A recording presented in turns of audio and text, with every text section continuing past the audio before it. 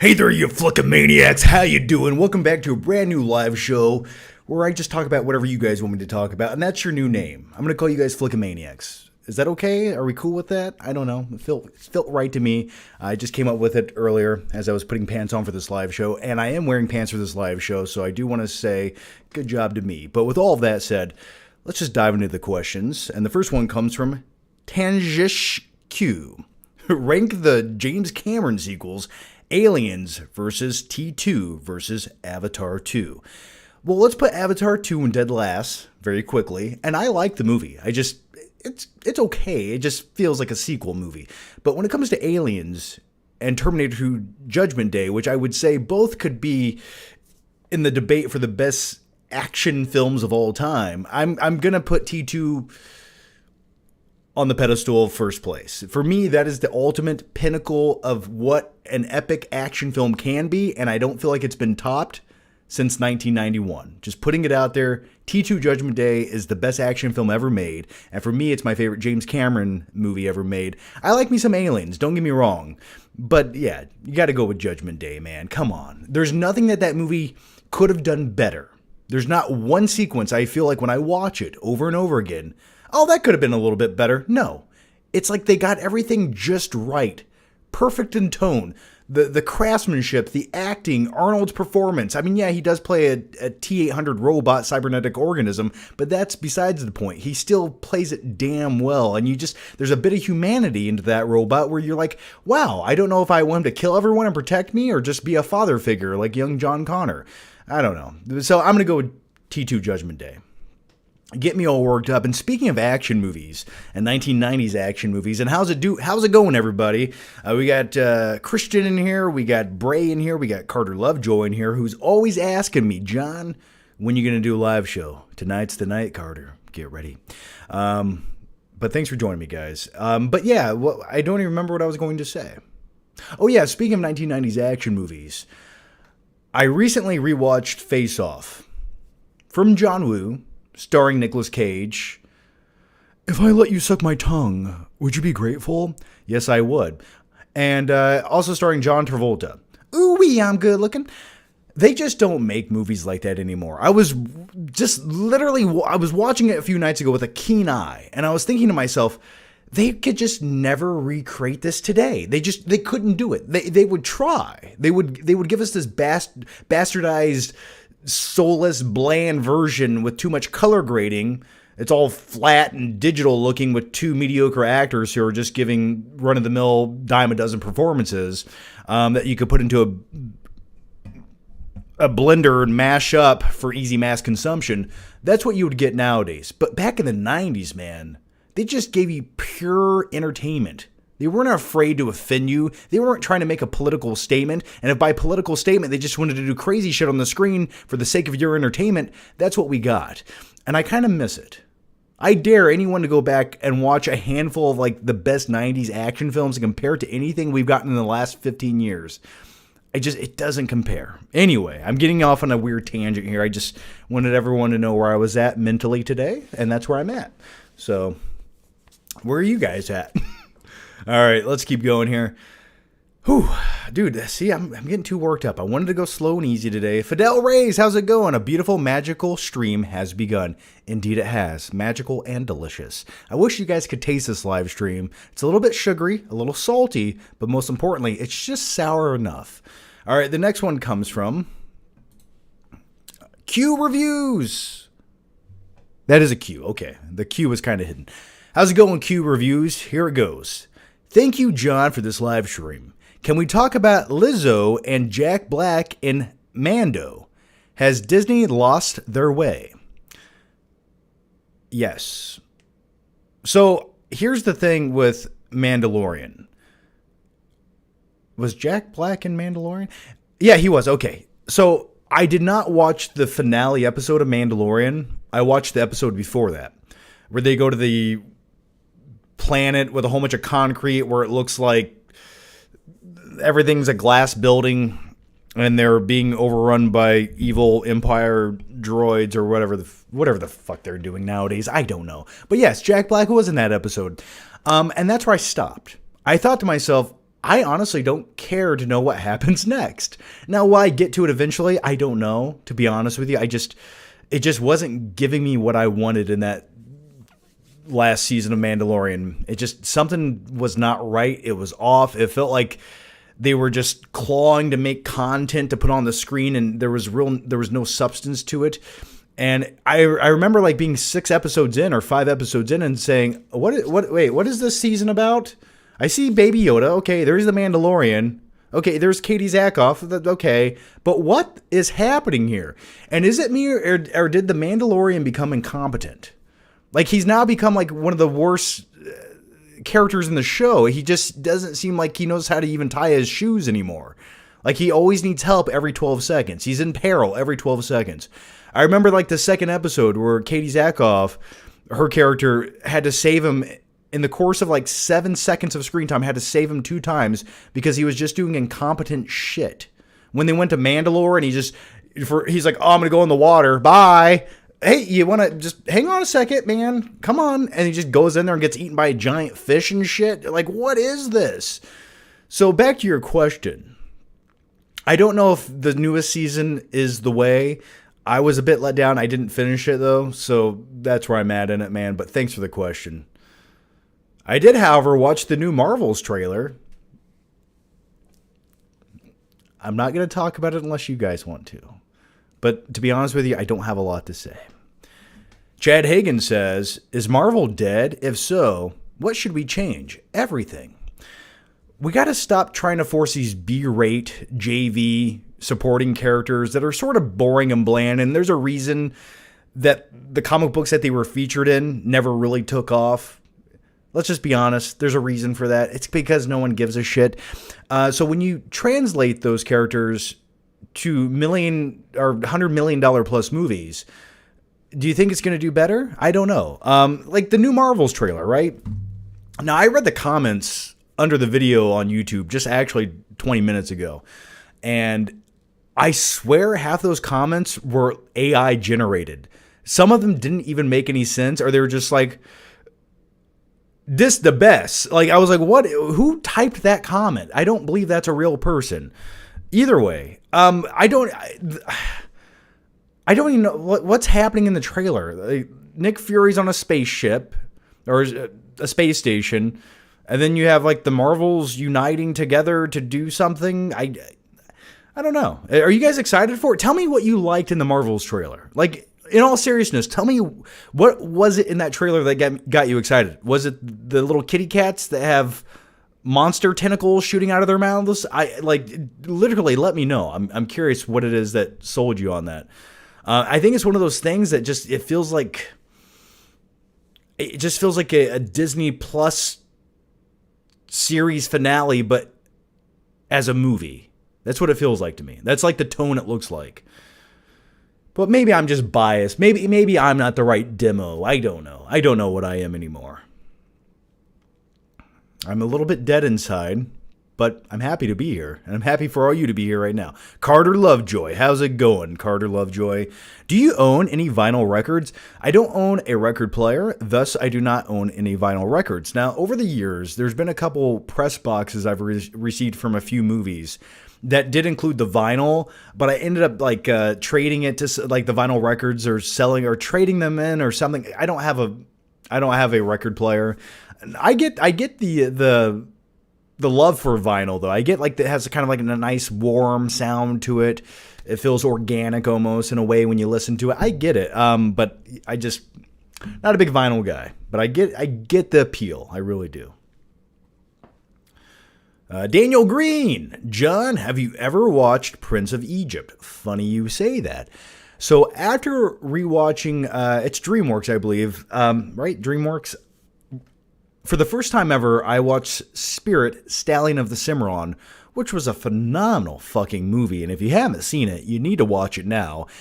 It has Matt Damon voicing a horse, but it's not... It's presented a lot better than it sounds. I'll put it that way. When you say Matt Damon voicing a horse, I kind of laugh at it. But the horse isn't actually talking. It's like internal thoughts and narration. But man, Zimmer does the score for that movie, and Bryan Adams also does the score, the soundtrack for it. So I was sort of like on a DreamWorks animation kick for a minute. And yeah, I did, to answer your question, to get to the point, I did watch Prince of Egypt. Now, I've seen the movie once or twice. I remember the first time I watched it was probably in elementary school. But I did recently just watch it. And it still holds up. Pretty good stuff, man. I mean, it's a good biblical tale and pretty epic, and it's definitely better than the shitty Christian Bale movie that we got a few years ago from Ridley Scott. But yeah, I did watch it. Pretty good. But I liked Spirit Stallion of the Cimarron a little bit more. Just putting it out there. I think it's so underrated. Like the Bryan Adams soundtrack, man. Just, God, that's good stuff. All right, the next one comes from, you guys are killing it already, so I'm going to try to do my best to go quicker here tonight. Where are we at? Rebel Rocky says, hey John, I'm sure you're sick of me asking, but did you ever get around to watching my movie Neon? I did not, man. I didn't. And by the way, dude, I looked for your movie. I looked on Amazon Prime for your movie, and I could not find it. I looked for the trailer. Did you have a trailer for the movie? I did not find it. I looked. I actually looked the last time you mentioned that. I did not see it. Link me your movie. Send me a DM on Twitter. Send me the trailer. Just send me that shit on Twitter, please. Thank you. All right. The next one comes from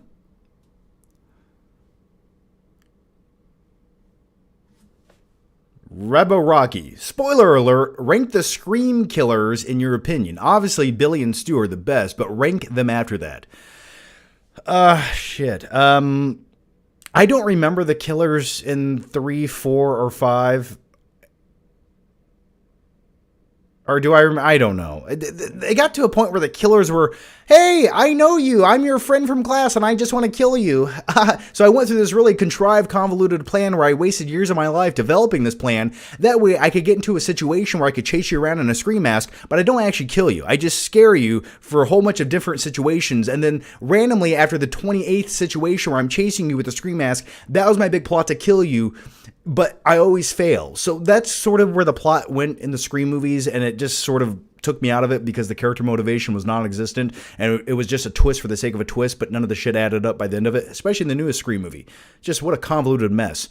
So the killer's whole family is now killers, and the dad was a cop, but he threw his whole life away, changed his identity, moved states. No one knows what Facebook is, but somehow they had an entire shrine with crime evidence that they collected throughout the years, which would be an impossibility to obtain, but they have it. They rented all this space in New York City, which is very expensive, to make a shrine and a museum, put everything in glass cases. Do you know how much time that would have taken?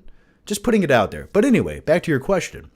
My favorite killers, beyond Billy and Stu, I don't know. I don't like the motivation of any of them, to be honest. After you go into the second movie, and I did just watch Scream 2 to get a refresher on it last week, and my biggest issue in that one, the killers were telegraphed way too early in that movie. Like Timothy Oliphant, like you just knew he was going to be a killer. Like you're like, that guy's the killer. Like he's one of the killers. Then you had what's her name from Roseanne, who was she, Billy's mom or something stupid like that. And she was one of the killers. And I was just like, this character feels so odd and out of place, and she feels a little off. So you know both the killers within the first 12 minutes of the movie. Like and you know they're not going to make Sydney's boyfriend the killer again, because that would just be like a slap in the face to the audience. So really beyond Billy and Stu, I don't like any of the killers in the Scream franchise. But then again, I have not watched 3 or 4 in a long time. So maybe I need to go back and revisit those. Scream 4 was Billy McCulkin. I don't know who the fuck that is, man. I don't know. Macaulay Culkin's third cousin. The next one comes from Rebel Rock.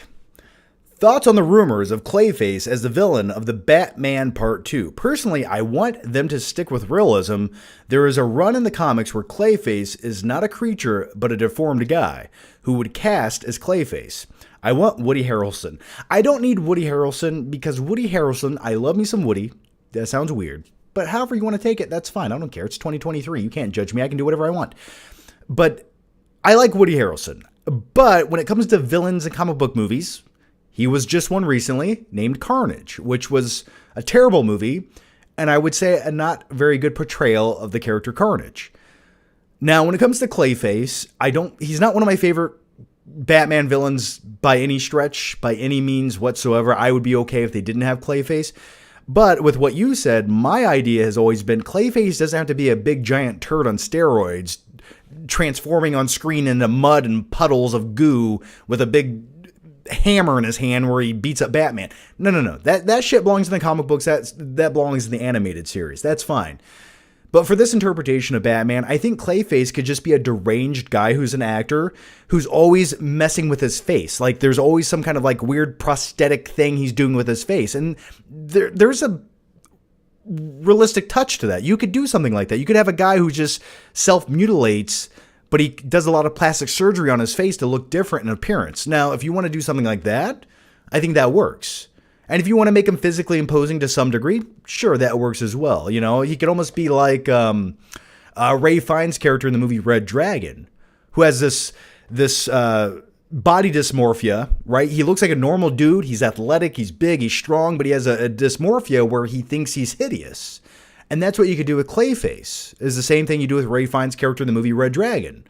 That's what I would do. So I think that's what they should do. But personally, I wouldn't go with Clayface more than a supporting character in the movie. I don't want him to be the main antagonist. But also, I think he could be a tragic antagonist to some degree. Like there could be something there with that. Maybe you could make him. Yeah, I think you could make it like a. You could kind of do what you do with Two-Face in The Dark Knight, sort of, kind of. All right, the next one comes from Daniel Green. John, have you ever watched Prince of Egypt? I already answered this. And the answer was yes, I have. The next one comes from Aaron Nick. Hey, John, I've recently started getting back into working out semi-regularly. Currently doing full body 3 times per week. What do you think is more optimal, full body workout or bro splits? Man, how old are you? There's a lot of factors that go into this, right?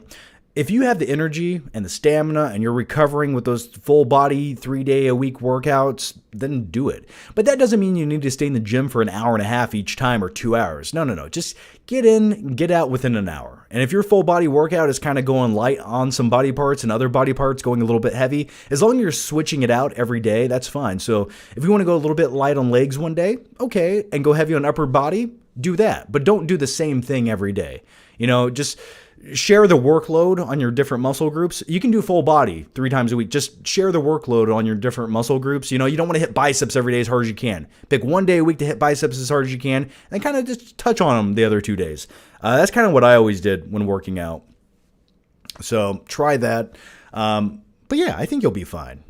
But I've noticed the older I get, the longer it takes me to recover. And after I go into the gym and I do any workout, I notice for like 2 days afterwards, my back hurts. I'm like, I'm getting too old for this shit. So I just went yesterday and did some shoulders, did some biceps. I'm just maintaining at this point. I just want to look good in t-shirts. That's all I'm doing. All right. That's all I'm doing. Look at that. Look at that. Huh? That's not bad. I'll be 36 in about a week. Okay. I still got it. Don't ask to see my legs though. They look like two little wet noodles flapping in this chair. Professor X has stronger legs than I do. All right. The next one comes from Shut Up Cat Productions. How's it going, man? Nice to meet you, by the way, in MegaCon once again. Sup? Dad said thanks for the shout out last live stream. Well, no problem, man. Your dad's a cool guy. I like him quite a bit. He's got a nice East Coast accent. Hey, what you talking about, huh? All right. Fidel Ray says, the Marvels looks like a Disney Plus TV show. What the F? Yeah, you know, that's what I was thinking it sort of looked like. And nowadays, if you share an opinion that's like just about a movie, people get angry, but I don't think it looks that good. I don't think it's going to do that well. I really don't.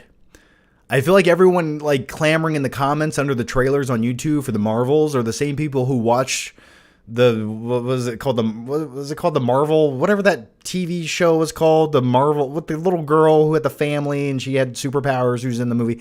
Was it called Marvels or something? I don't remember. I didn't watch it. I feel like it's the same people who are like wanting to see this movie, but the ratings for that show weren't all that amazing on Disney Plus. So, and there was no buzz around the show. It came out, it ended, and I'd never heard anyone talk about it ever again. So I'm kind of getting the same vibe. It's the same audience for the movie, and it's not that large of an audience, right? So it's a Marvel movie. I think it'll do okay, but let's be honest though. If Doctor Strange did okay, and then you had Thor: Love and Thunder that did barely okay, like, do you think the Marvels is going to do all that great at the theater? I don't know. I don't have a lot of faith in it, man.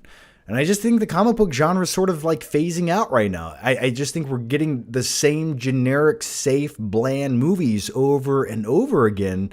And unless you have the new Avengers movie, I don't think it's going to do much. I really look at Shazam, Fury of the Gods that just came out. It wasn't a terrible movie. If that would have came out 5 years ago, it would have made double what it made now. But I don't know. I think they got to change it up. I mean, this formulaic Marvel look and feel, just, I think they're going to have to switch it up now. Now's the time. So yeah, but I do agree. It looks like a Disney Plus show, man. All right. You guys, some good questions in here. All right, let's keep going. John Burkett says, John, have you seen the movie 65 with Adam Driver? No, I have not. Now, I've not heard anything good about it whatsoever, but I do want to see it, and I'm going to tell you why. It's got dinosaurs in it. Now, I've heard it's not good, and the sad thing is, whenever you have a movie that has dinosaurs in it, you have Adam Driver, the movie had a little bit of money, and they couldn't make it entertaining. That to me is like, whoa, how did you fail to do that? I don't know. But I'm going to check it out. But once again, I've heard nothing good about it whatsoever, which is unfortunate because I was hoping for something just entertaining, just some popcorn entertainment with some dinosaurs. I don't know how they failed, but the next one comes from Observing the Apocalypse. Aren't we all? If you could teabag any historical figure, who would it be? Oh, you gotta go with Hitler on that one, don't you? You gotta go. I mean, in Little Nicky, they shoved pineapples up his ass, which was fun. But then again, I don't know if I want my genitals next to that guy. I don't know. But that's probably who. Aaron Nick says, John, I am currently in the process of whitening my teeth. Any tips? How did you get yours so white? I think it's an optical illusion, man. It really is. They're okay. My teeth aren't super white in person. They used to be whiter. And then I started drinking a lot of iced coffee and a lot of soda pop recently.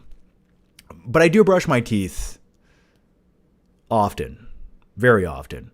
I don't know, buy some Crest white strips, use them for 2 weeks every night, and then take a break. You should be good to go. Might get a little too sensitivity in there, but you can try that. That would be one way to go. Just brush your teeth. You'll be all right, man. Just can't let the dark caramel sodas soak in your teeth too long. All right, the next one comes from Wesley Nimella. And thank you for the very generous super chat, Wesley. Here it goes, man. Hello, John. Thank God you are on YouTube. I need your content today. I missed MegaCon 23, but if you come back to Orlando MegaCon 24, I would be honored to meet you in person. I want a picture with an autograph. You are the man, John. Well, thanks, Wesley, man. I wish you would have showed up last week to MegaCon. I was giving out high fives and hugs, whatever you wanted. I was going to give it to you. Even if you didn't, I was going to give it to you. God, you can't even joke around on YouTube anymore. You get canceled for this shit. But anyway, Wesley, I wish you were there, man. If I'm invited back next year, I'll probably go. I like it, man. My favorite part was meeting everybody. That was truly my favorite part of going. So, and the weird thing is with going to MegaCon, I didn't even get a chance to really walk around. Like, we did our panels, we did some meet and greets, and that was it. Like, I got no time to do any, like, I barely even walked through to look at all the vendors and things that they had for sale. It just went by instantaneously. I looked over here and I saw the Fonz, and I looked over here and I saw Sam Raimi, and I was like, I don't know where I'm at right now. I got to go lay down in the fetal position and cry. And then some guy in SpongeBob cosplay was taking a piss beside me at the urinal, and I was like, is this a fever dream? Don't get me wrong, I liked it. But yeah, hopefully next time, man. And thanks for the super chat. Gilliam LaBelle says, don't just stare at it, eat it. Chipotle. That would be my tagline too if I had a restaurant. Claudia Rogajon says, comics Clayface sucks anyways. Batman the Animated Series version is the best. Yeah, the Batman Animated Series got most characters. They gave more substance to most Batman villains, especially, for example, Mr. Freeze. They made Mr. Freeze a cool villain in the Batman Animated Series. Before that, he didn't have all those complexities and cool backstories. So, I agree with you, man. Also, Claudio says, I don't think you can get better than...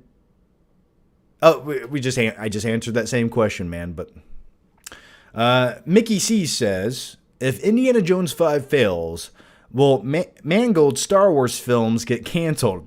Think about how many Star Wars films have been greenlit and canceled. It's embarrassing. I don't even know why they're announcing them, to be honest with you. I really don't even know why they do it anymore.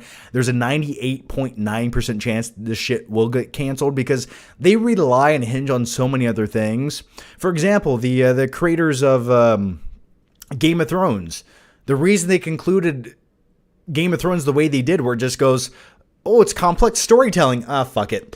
The reason they did that was because they wanted to jumpstart their Star Wars movies. And guess what? Due to the terrible ending of Game of Thrones and that franchise or season finale or series finale being lackluster as shit, they got their opportunity taken away from them. So, yeah, I don't know. I have faith in James Mangold putting out a quality movie with Indy 5.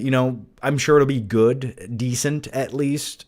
He actually is one of those directors who focuses on characters and storytelling and not always going for the big flashy explosion movie where he's like, okay, we can be a little bit subdued here for a minute. And in regards to that, I have faith in him for a Star Wars movie because I feel like that's what the previous trilogy was lacking. And the third movie was just lacking everything and anything that goes into movies. But I have faith that he'll get his movie, but the other ones, I don't know. I know they announced some Star Wars movies, a new trilogy. Rey is coming back. I don't know who asked for that because I think they sort of like killed her character off in a sense. Not in a literal sense, but in the sense of like caring what happens and what she does. I just don't. And I don't think I've met many people who do. I think Rey would almost work better for a Disney Plus Star Wars series, but the movies, I feel like you just need to start fresh. You need something new, or bring back something from the past that isn't from the 2015 trilogy and beyond. Just a thought. I don't know. Kevy Rez says, don't you think WWE was peak during the Attitude Era and Ruthless Aggression Era? Also, can you do the RVD and Randy Orton taunt? The RVD, and then what's Randy Orton? I don't know what Randy Orton's taunt is. I remember he does this on the ring post, but I don't know what his taunt is. Oh, the Viper thing where he gets down on the ground and pounds it and looks up at him like a sinister sociopath. Yeah, that's good stuff. The thing is, the Ruthless Aggression Era, it felt so gritty, or not the Attitude Era. Felt so, I remember watching that on a weekly basis as a kid, and it was just outrageous shit week after week where it was just a pure spectacle. But I will say this, if you go back and watch, not all, but most of the wrestling in the 90s compared to now in WWE, the athleticism is better. It's better than it's ever been, but the characters were superior then because they had free range to do what they wanted to do and they could push the limits. But I notice there's matches now where I enjoy the actual wrestling aspect more, but I still enjoy the characters from the late 90s. Like when you watched Mankind and The Undertaker have a buried alive match where somebody got buried alive. Now there was some spectacle magic going on there, but man, I remember watching that in like elementary school and thinking, this is the craziest shit I've ever seen. Like, how's no one else talking about this right now? So I don't know. I have a nostalgic love for the Attitude Era. So it's definitely better than what we're getting now. But Dustin Rich says, what happened to your Chick-fil-A car video? Yeah, so if you guys joined me for a live stream the other day, I did a live show at the Chick-fil-A drive-thru, and then I ended the show once I got home. But so what happened was, I went to when you're messing with your phone, things glitch up. So I went to end the live stream on my phone, and it just never ended. So then I came inside, and it was not ending. And I tried everything in my power to end it because it was still going live, but it was just a blank screen. So I didn't think anything that pivotal happened in that live show. You know, it was like me driving around, fumbling with the phone, trying to answer questions as I drove dangerously down the road, talking to a web camera, answering your questions. But I wouldn't take it back. But no, I couldn't end it. So I had to delete it, man. I don't know. I'll make sure the next one we don't have to delete it. Brett A says, have you seen Big Girls Don't Cry? They Get Even. I have not. That sounds like you'd watch that on an adult video site, but I have not seen it.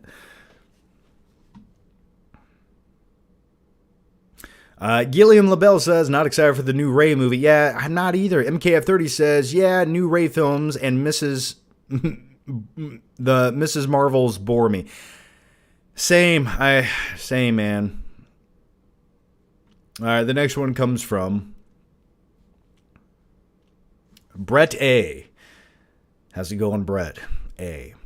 Have you seen... Oh, I just answered this. Come on, chat update. Okay, Akai, how's it going, Akai? Okay, Akai NG. I always call you NG. Here it goes. Hey, John. I would be more excited for Star Wars announcements if Kathleen Kennedy wasn't in charge and it wasn't owned by Disney. Your thoughts on that? Yeah, I don't understand how she's still in a position of power. I mean, I get that she was a producer in a lot of films that were great, but I would dare to say they were great because of her. I know she's watching right now, so that's why I'll never have a gig at Disney, and I'll actually never really make it in the industry. But either way, yeah, I would be okay if she wasn't involved. I don't know how much power she really has anymore over at Disney. And the thing is, Star Wars is never leaving Disney. They paid their $4 billion for it. They're going to capitalize on it as long as they possibly can. It's not going anywhere. Though I think we're all getting fatigue. So, yes, I would be immensely more excited. I guess if you had all new creators and producers and fresh faces backing the movies, that way we don't get the same redundant, watered down trash that we've been getting for the last 8 years. But I don't know. You know, anything's possible on a positive note. I know we got to be positive. We got to be positive, guys. We got to be positive. The $1 billion corporation really cares about us, and they'll give us the best product because they care about us. Okay. All right. Thank you. All right.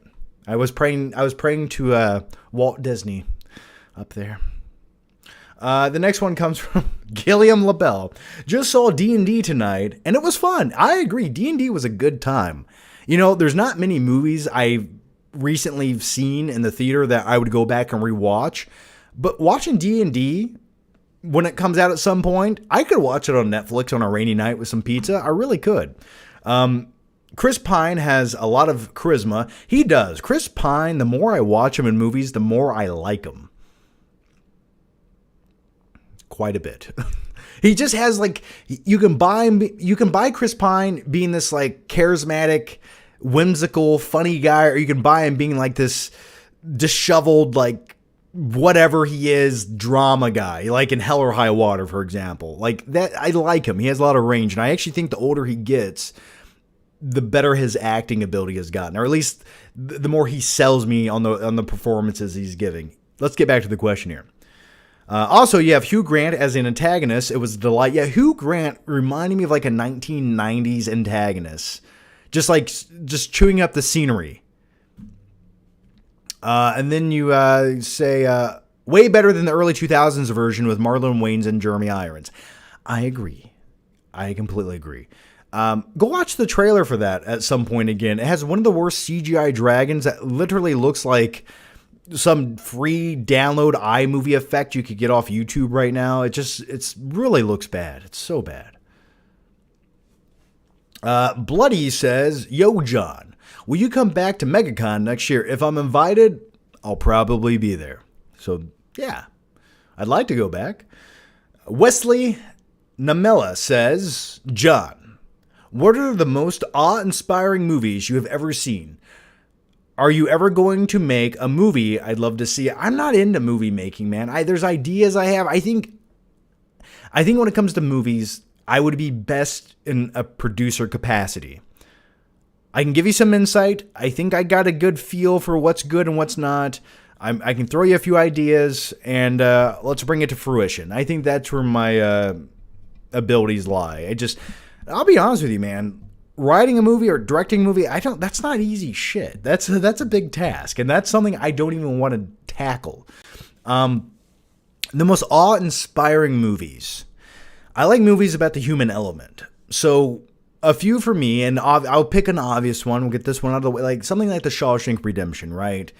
It's one of those films that we can all relate to. I know we haven't all been sentenced to life prisons or life terms in prison and have best friends named Morgan Freeman. But the thing I relate to in that film is I'm sure we've all been found, or have you ever felt like someone was accusing you of something you didn't do and you have to prove your innocence? You know, there's some relatability in there to that movie. I know I have. But that movie, by the end of it, you feel like you just served Andy Dufresne's life term with him. And once he crawls out of that tunnel of shit, you can almost breathe that fresh air like he is when you're watching the movie. That's how invested you are in that film. So to me, that's inspiring. You know, if anyone puts you down and says you did something you didn't do, all you have to do is tunnel through a wall, crawl through 3 football fields full of shit, and you'll be good to go. Another awe-inspiring film for me is The Pianist.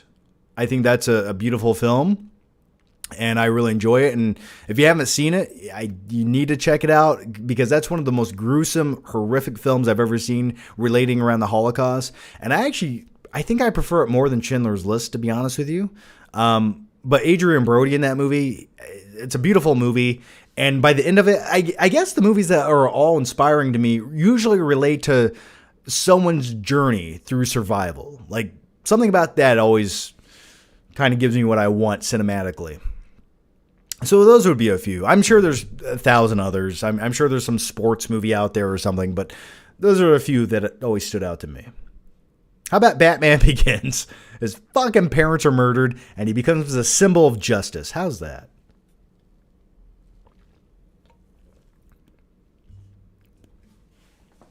The next one comes from Shut Up Cat Productions.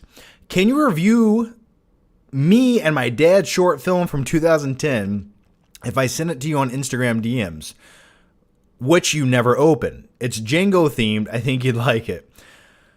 Can you DM me on Twitter? That's so much easier to deal with, man, because I can do it on it's easier for me. Usually if you send me a direct message on Instagram, I look at them occasionally, but if you really need to tell me something, DM me on Twitter with that, man. So I'll check it out. Send it to me. King Chaos says, John, do you not know that in the service, one must choose the lesser of two weevils? I did know that. And thank you for that. Matt Landowski says, I recently played Resident Evil 4 Remake. Am I crazy, or would that wild game make a super fun standalone movie? I didn't play Resident Evil 4. I'm sure it could. I'm sure it could make a good movie. I'll tell you what needs to be made into a movie that's a video game, damn it. Okay, Hollywood, and I know every executive producer over at Netflix right now is watching right now because they always do. They tell me every day. We need to get a Zombies Ate My Neighbors movie, or a TV series, or whatever. Okay? You can have the same tone and vibe with more levity, just more levity, and it could be something like Stranger Things, but with zombies, a little bit more levity, a little more heightened. Yes, that's fine. But I'm telling you, Zombies Ate My Neighbors could be a phenomenal. It could be a series, or it could just be a Netflix standalone movie. That's all I'm saying. Okay, I have more, but I'm not going to put it out there now. The next one comes from Gilliam LaBelle. Have you ever seen El Camino, Breaking Bad? I have, man. Yeah, I watched that as soon as it came out on Netflix years ago. I thought it was good. For me, it felt like an extra episode, like an extended episode in like one of the Breaking Bad seasons. But I think it gave you the answers you needed from Jesse Pinkman going forward and wrapping things up. I thought it was good, but it just felt like an extended episode to me and not a feature-length film. Like, I would never probably go back and revisit it again. Faisal Hades says, "Hey, John, do you still purchase Blu-rays or rent them from Redbox to watch movies for the first time, or do you prefer streaming services?" Well, the thing is nowadays, man, is everything that comes out first, it hits a streaming service for the first 2 weeks or a week or a month or whatever, just like Avatar: The Way of Water. You can only get it on streaming right now. But if that was on 4K Blu-ray right now at Best Buy, I would go buy it. But I'm not going to watch it on a streaming service. I'm just not going to do it. I'm going to savor the flavor because I want the highest bitrate quality, picture quality, and audio quality. And plus, I want to buy the physical copy of the movie when it comes out. So I'm sort of just waiting for that to happen. But if there was something I didn't really care about buying and it was on streaming, yeah, that'll be the first way I watch it, I suppose. But I'd much prefer the physical copy. Now, do I go to Redbox? No. If there was anything I was willing to just rent and I didn't want to own it, I'd probably stream it. But if I knew for a fact I was going to buy this movie, I would just go buy it, right? I'm not going to rent the optical disc. And years ago, I remember like when Redbox was a big thing back in like 2010 to whatever, even like 2016, it was sort of a thing. Occasionally I would go to Redbox and rent a movie. Because like streaming wasn't, I just remember like movies not hitting streaming right away. It was physical first. So yeah, I remember going to Redbox a few times. I rented, speaking of Jesse Pinkman, I rented the shitty Need for Speed movie that he starred in. What was that? 2012, 13, something like that. Well, it was a terrible movie, but I remember renting that at a Redbox. The next one comes from Phil. How's it going, Phil? Just watched Gone Girl for the first time. Ooh, okay, let's see what you thought about it. Way crazier than I expected. The movie was filmed in my hometown, and that was very cool to see. Have you ever seen the movie? Have you ever had a movie filmed in a familiar place? Sorry. I thought you said, did you ever see the movie? Yes, I've seen the movie. I have a review for it. Yeah, I like Gone Girl. Have I had a movie filmed in a familiar place?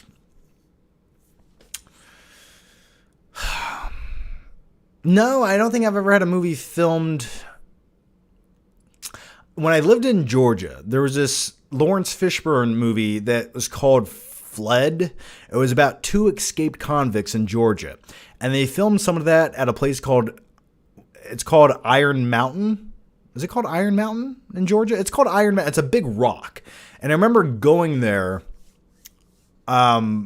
We'd go there like a few times every summer, and they filmed part of the movie there. And I remember just thinking, oh, that's cool. They filmed a movie here. And recently, when I lived in Ohio, they filmed The Shawshank Redemption at the Ohio State Reformatory, obviously in Ohio.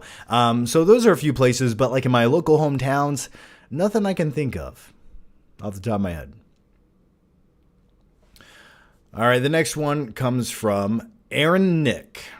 John, I know in the past videos, you give advice for new creators saying when you first turn on the camera and film yourself, you will be awkward. I'm currently going through this now. Do you have any tips to not sound so awkward on camera? I feel like I still sound awkward. I don't know. I think you just got to bring your personality to it.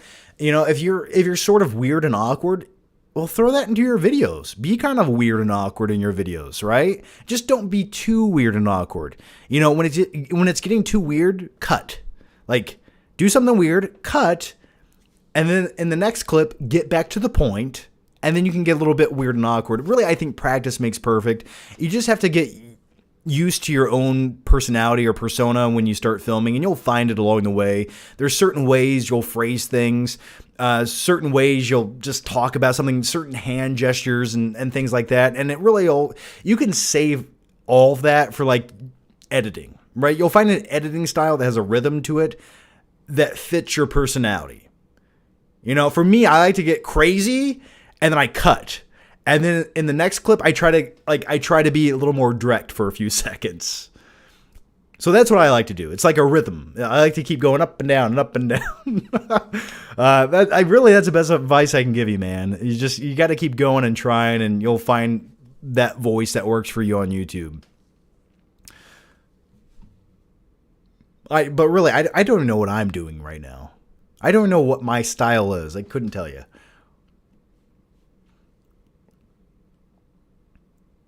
The next one comes from Dustin Rich. I rewatched the old HBO intro on YouTube, and I somehow feel like I instantly became a kid again and received Wang pleasure at the same time. If an HBO Max intro stimulated your genitals, well, you know it's a damn good intro, okay? I think we should all watch it together right now. What do you think about that? So I agree, man. That original HBO intro from the 1990s, or 1980s technically, it just hits. It just fucking hits. It's so good. It just, like, you're like, oh, this is more than a movie. This is going to be an experience that consumes me, all right?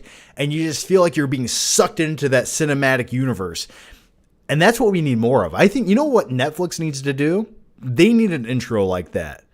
The whole boom with the fucking Netflix thing on there. It's like, okay, we get it. It doesn't, when I see Netflix logo, I think I'm going to get a subpar movie that costs too much. Okay, that's where I'm at with that. But if they had an intro like that original HBO intro, where it's flying through the city with miniatures and the logo fucking swoops in and says, "Look at this, motherfucker," and it goes, zoop. That to me just literally made my nipples hard. But Netflix needs that. And if they had that, I would, like, whatever shitty movie that they spent $300 million on, like The Gray Man or whatever it is, that intro would make that movie instantly better. Just putting it out there. It would make me think it was better. All right, the next one comes from Wesley Namia. Am I saying your last name right? Is it Wesley Nimila? That's got to be right? You guys know I don't know how to read, but here it goes, Wesley, and thanks for the super chat, man. Hello, John. It says, hello, John, was MegaCon this? Okay, I'm confused. Hello, John, was at MegaCon this? There's a weird comma in some places here. Okay, but I got lost trying to find the YouTubers, but I did meet Sam Raimi, Zachary Levi, and Rosario Dawson, but MegaCon was disorganized. What are they doing? Okay, sorry, I completely read that so dyslexic-like. I'm sorry. So, all right. It's okay. It's okay if you couldn't find the YouTube section because you got to see Sam Raimi and Rosario Dawson and Zachary Levi. I would put them on a pedestal a little bit higher than the YouTubers that were there. Just me, and that includes myself. But with all that said, I wish you would have found us, man. We were on the main floor at the creator stage, which was in the back corner. So if you went to the food vending area where all the tables were, and you just walked to the far side of that in the back corner, we were there at a big stage. That's where we were the whole time. Right beside the dilapidated old pizza that they were selling for $10 a slice and the warm Mountain Dew. That's where we were. So I wish you would have found me, man, and said hi, but maybe next time. Mickey C says, take my useless $5 and buy yourself a breakfast burrito. I will, man, and I will take it. And I will enjoy that breakfast burrito tomorrow. So thank you for that. Actually, fun story. Earlier tonight, our dishwasher just broke. It's got to be something. Something has to break. When you own a house, you can't just live in it. No. Oh, I'm going to wash the dishes. Oh, that doesn't work. Break. So I will take your $5 and I will put it towards a new dishwasher. So thanks for that. But here's your question. If you got to change, or if you got change, buy yourself a Coke, you're the real top G. Oh, I will, man. I don't think I'll get change, but I'll buy myself a nice warm Coca-Cola with that. No, I'll buy a nice cold one. Actually, I'll tell you what I've been drinking a lot lately. I've been drinking a lot of Sprite Zero. It's so good. That lemony goodness. You know, I'm kind of tired of like dark sodas, like the caramel food coloring in there. It's all brown. Like if you came across, let's put it this way. If your great ancestors, your Neanderthal ancestors, right, were scavenging the land and they came across a stream of flowing Coca-Cola, they would look at that and think that is death. What is this black plague flowing through the earth right now? But we drink that shit. But at least with Sprite Zero, it looks like refreshing and it's like you can see through it. It doesn't look like a dark, murky puddle of death. I was getting on a weird tangent there. Let's just get back to the live show. The next one comes from Seth Hall. I feel like Marvel's B Squad could still be interesting. Marvel is just trying to sell these characters with only the Marvel name instead of compelling storytelling. That being said, how are you? Okay, fair point. I just feel like, yeah, you're right. I think the build-up to some of these characters has been a little bit lackluster. But then again, which character specifically do you feel would be a compelling character that they're not doing a good job at selling? Because off the top of my head, I can't think of anyone. I really can't. But how am I doing? Not bad. Not bad. Just trying to keep up on YouTube. I had a few ideas for videos I'm trying to put together. Editing a video. I was editing a video earlier today, and I was like, I'm telling you guys, editing to me is just getting to the point where it's killing my human spirit. It really is. And live shows have saved me. They have saved me, and they're my favorite thing to do. I've realized that. Like when I was sitting there editing a video, I was like, what the fuck? I could just do a live show right now. I could just talk. I don't have to put a little jump cut there and a little logo there to keep everyone's attention. No, I can just do this. I can just talk. This is real, okay? This isn't jump cuts and fake bullshit where I'm hiding behind a persona or a mask. No. This is real. This is unadulterated, raw, visceral entertainment from my mouth to your eyeballs, and I want to thank you guys for looking at my stupid face right now. So thank you. But no, yeah, Marvel, not very good. Taylor Good or Taylor Goad. I'm gonna Taylor Goad. Can I call you Taylor Good though? Taylor Goad says, "Hey, Flickpick, thoughts on Meet Joe Black and There Will Be Blood. They're great slow burns. Keep up the good work, man. Your videos always have me rolling." Where are you rolling to? Well, thanks for that. And by the way, thanks Seth and thanks Taylor for these nice super chats. You guys are too good to me. You're too good to me. So let's talk about There Will Be Blood first. That is a film that I bought the Blu-ray when it first came out. I watched it and I didn't know what to think about it. I was like, I don't know if I like this.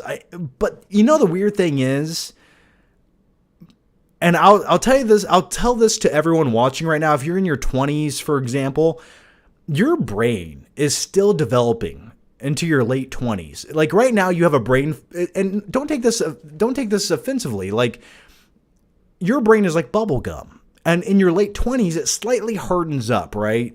And you start to look at reality and life a little bit different, or at least I did. So There Will Be Blood was one of those films that I watched in my early 20s, and I couldn't appreciate it.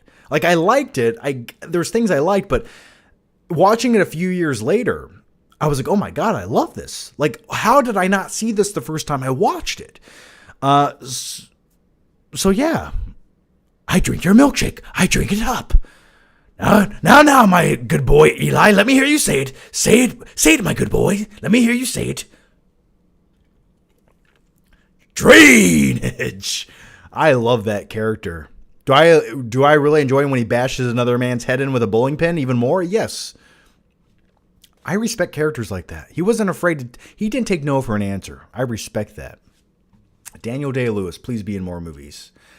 Meet Joe Black. Is that the Brad Pitt movie? Is that the Brad Pitt movie? Yeah, Brad Pitt. So I have not seen Meet Joe Black since probably 2000, maybe. Like, I know it came out in 98, right? I have not seen that movie since like 2000. So that, I don't have much thought to give you on that one. I've never heard anyone really reference it or talk about it or say it's a must-watch movie. But it was always one of those movies I came across and I was like, I'll watch that one day. And I just never went back and revisited it. So I don't remember a lot about it. I remember it had a great cast, but that's about all I remember. All right, let's go to the next one here. Robin J. Yang says, hey, John, what's the most awkward and comfortable scene that isn't a sex scene? For me, it's Skylar singing happy birthday to Ted in Breaking Bad. Is that when he's like in the neck brace and the traction machine in the bed? Most uncomfortable scene that's not a sex scene. That's a great one, man.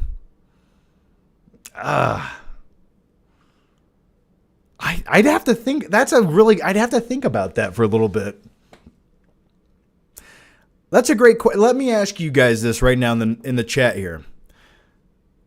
What's the most uncomfortable scene in a movie that isn't a sex scene?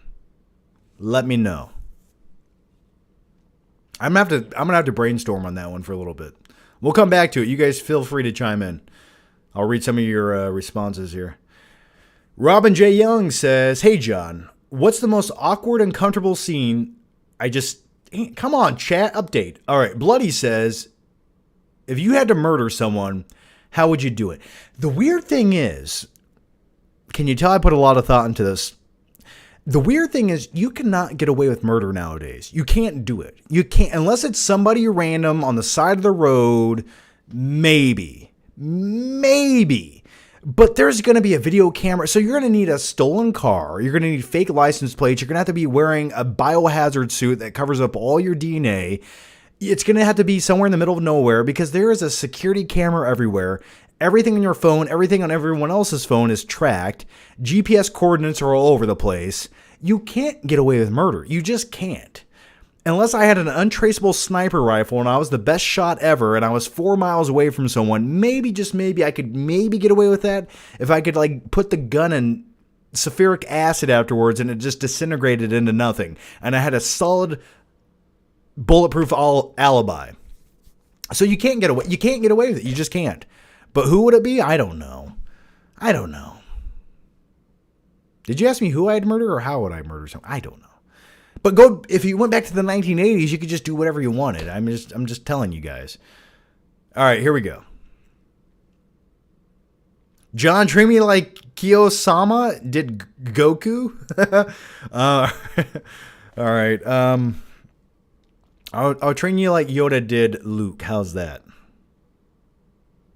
I drink your milkshake. The kid getting killed in Doctor Sleep. Ooh, I guess that was a little weird, yeah. All Rise of Skywalker. Yeah, that made me feel uncomfortable.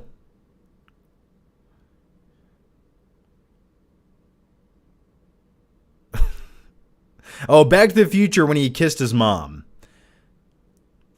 Yeah, a little weird. Not gonna lie. I think that one wins. All right, we got Gilliam LaBelle here says, smiley face. Eat my hammer? Who says eat my hammer? All right, the next one comes from... Sorry, let's update the chat here. Night King 01. I'm having a thought. Remember when films like Gladiator came out and we had real actors who cared? I think the historical epic needs to come back. You and me both. You want to talk about one of my favorite genres? It's historical epics. We don't get enough of them. And nowadays, people don't care. They just, like, people don't care. It's a weird phenomenon. They don't appreciate it.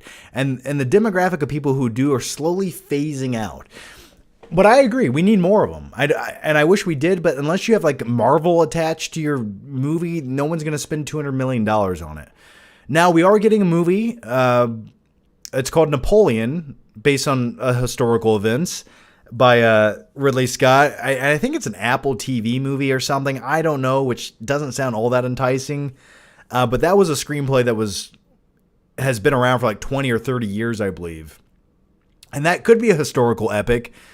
But the fact that I think it's going to be released on Apple TV, I don't know. So, but yeah, give me more movies like Troy, Gladiator, Master and Commander, anytime. Jane and Thor 4. She made me feel uncomfortable, I'll tell you that. I was like, can you just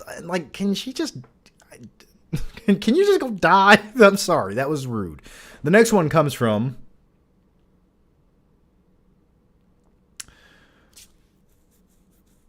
Actually, when I reviewed Thor Love and Thunder, where I didn't want to spoil anything where Jane Foster dies in the movie, but I was going to have a cut clip of Jack Nicholson from Batman 89 going, I'm glad you're dead. I wanted so badly to do it. All right.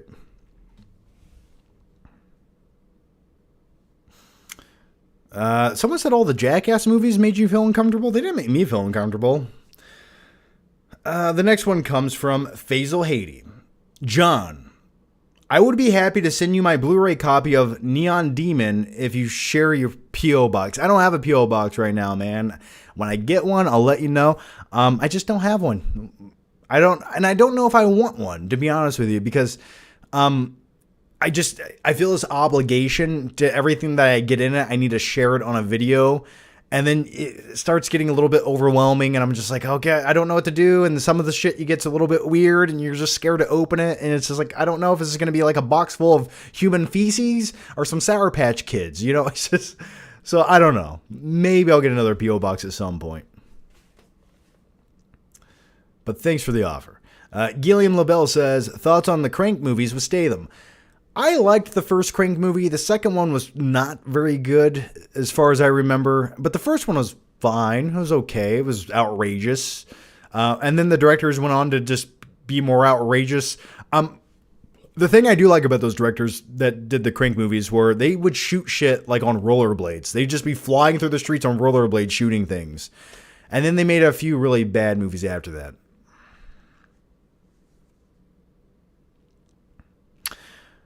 And then we had, what is the Tidbit Kid says, they are very costly and Cleopatra nearly crippled the genre. Yeah, but that's from like the 1950s, man. Come on. Didn't they want to do a new Cleopatra movie years ago with Angelina Jolie? Or didn't they want to do something like that? Wasn't there going to be a remake of that? Andrew Weezer says, John, you kind of look like Cody Rhodes. Well, bleach my hair blonde and call me Cody. Night King 01 says, me and my brother were filming a mini doc at a Civil War site when a literal ghost appeared. It had no head and was floating towards us. We peeled out. Dude, that's the kind of shit you got to get on camera, man. That's when you start filming. That's what you had to get on camera. That's what would have sold it. That's pretty awesome, though. I've never had a decapitated ghost story, but I wish I did. Wesley Nemilla says, John, I love your awe-inspiring movie list. The Shawshank Redemption inspiring I got on 4K Blu-ray. I love your editing style and it's awe-inspiring. What are your thoughts on WrestleMania 39? I missed you. I missed you too, man. WrestleMania 39 was okay. I think last year's WrestleMania 38 was a better WrestleMania. This year, I thought night one was entertaining. I thought the Hell in a Cell match, it could have been good, except Finn Balor got his head split open, so they had to stop the match and actually put staples in his head to stop the blood flow. I thought the main event was good. I think the title should have changed hands because Roman Reigns staying champion this long just kind of took the wind out of my sails, and I was really for it.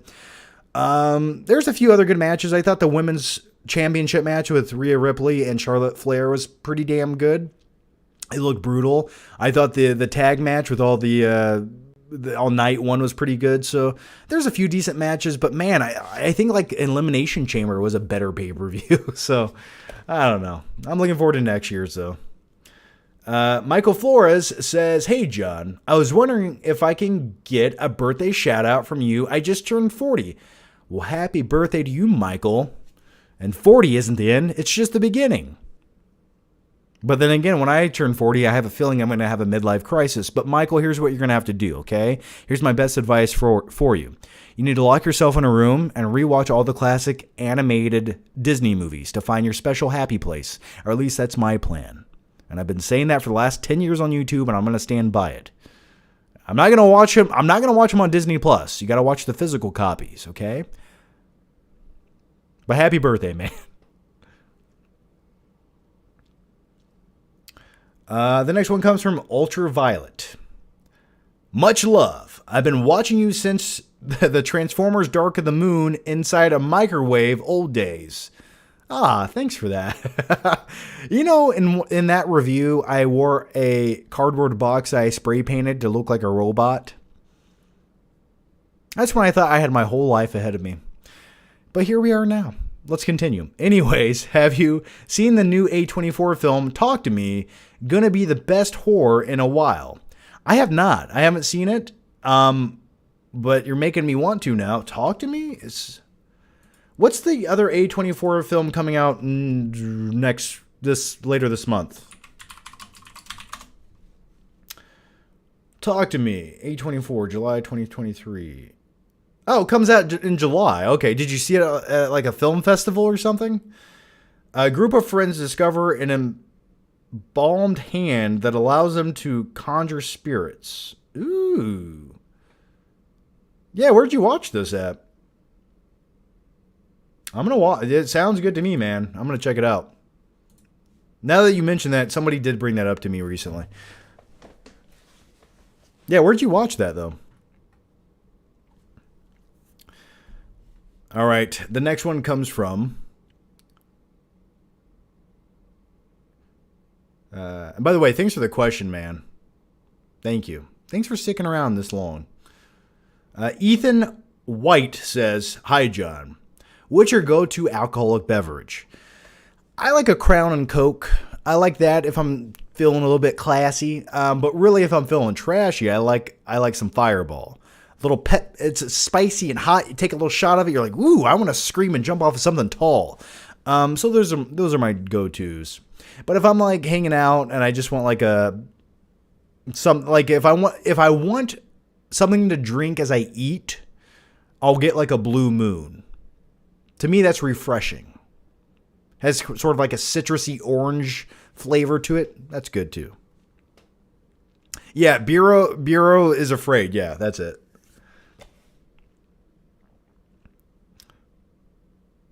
More drive-through streams, please.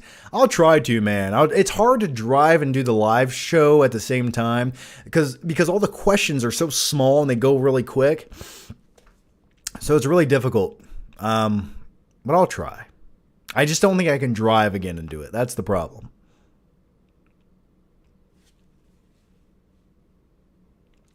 Live stream the P.O. Box openings.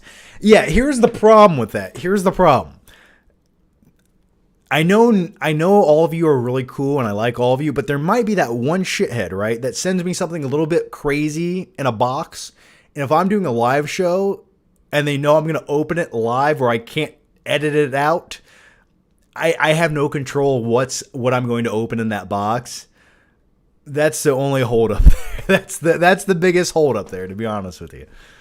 It could go wrong very quickly, or it could be the best live stream ever. I don't know. Better Zaga says, any adventures on the off-road car you had? In that one, not too many in that one. I had one, I had another SUV in high school that I eventually got like all-terrain tires on it. And we used to go off-roading in that like late at night in this cornfield where we almost flipped it over every other day. I don't know what I was thinking. And then one time it was me and like 4 friends in the car, and like I was driving really fast and I saw some train tracks. And this is reckless, crazy shit. Don't ever do this. But I saw some train tracks, and it didn't look as steep it looked kind of flat. So I was going really fast, but it got really steep at the last second. So we went up in the air and flew over the train tracks, Dukes of Hazzard style. And I remember my car bouncing like this. It was okay. I think my one friend hit his head on the roof, but it was cool. But yeah, just stupid stuff like that. Just tons of stupid stories like that to where you think back, you're like, oh my God.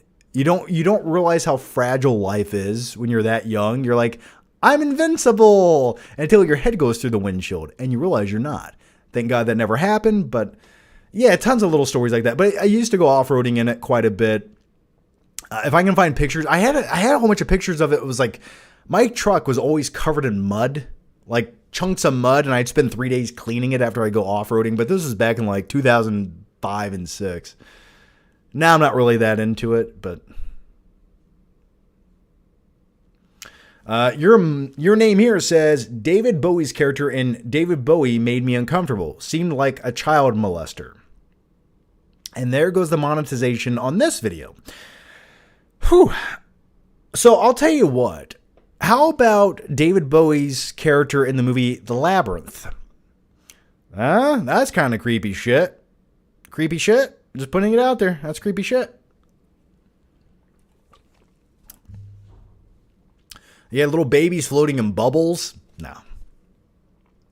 Claudia Rogajon says, we picked up our equipment already, sadly. Well, man, you need to go back to that Civil War site and get a glimpse of that decapitated general. Carlos Fontes says, hey, which movie are you most excited for? Mangold's Dawn of the Jedi, the Mando Ahsoka Heir to the Empire, or Rey's the New Jedi Order. I don't give a shit about any of it. None of it. I don't give a damn. Actually, you know what? If I had to pick one, I'll go with Mangold's Dawn of the Jedi. That's the one I would put the most faith in, because I don't care about Rey's character. I really don't. I don't know anyone who does. And if you did, well, Rise of Skywalker ruined it for you. So why would you? The Ahsoka Mando movie, I feel like we've already got that in the show. So it's like, I've seen it, kind of. Like, okay, just make another episode, you know? So I'm going to go with Mangold's Dawn of the Jedi. I'll go with that. Feels like it could actually have some substance and heart to it. Best arcade game? Capcom versus Marvel, right back there, baby. Capcom versus Marvel 2. But if you had to pull my arm, I had different phases for arcade games as a kid. So like Mortal Kombat, Street Fighter, and then it went to Cruisin' USA. Every time I went to an arcade, I had to play Cruisin' USA. So it really changed up quite often. The next one comes from Claudia Rogajon once again. Also, the ghost disappeared. F that. Andrew Weezer says, thoughts on Rey rebuilding the Jedi Order? I don't know. This sounds like it should be a series, not a movie. I don't know. Do you guys want to see Rey again? I like her. I just don't know if I want to see a whole trilogy based around her. Thoughts on Christian Bale not in the Flash movie? It would have been nice if they could get a cameo, but I understand why he's not. Paul Fern says, have you ever surfed, skateboarded, or snowboarded? John, I've never been surfing. I've been on a skateboard a few times in my life, and hear me out. I cannot skate. I went on roller skates 2 times in elementary school, and I fell both times, and I was like, this is dangerous. How do people do this? I never tried it again. Never did. I just knew I was going to break my wrist. I have been snowboarding twice. I'm okay. I'm not the greatest at it because when I get on a snowboard, I don't want to cut through and do like a zigzag. I just want to go straight down as fast as I can. So yeah, I'm not really. Now, I used to ride a BMX bike in high school, and I could do a few things on a BMX bike. Nothing too crazy, but really that's the extent of my extreme capabilities. I would like to go surfing. I just know I'd die. But if I go surfing, then I have to go rob a bank Patrick Swayze style. The next one comes from, your name here says, oops, character in Labyrinth. Yeah, I thought you were talking about the Labyrinth when you said David Bowie twice, because I was thinking the creepiest thing he's ever done was the Labyrinth. So I knew what you were saying, man. Have you ever played Cruisin' World? Abso-fucking-lutely I have. I used to play that shit all the time. And then I bought it on N64.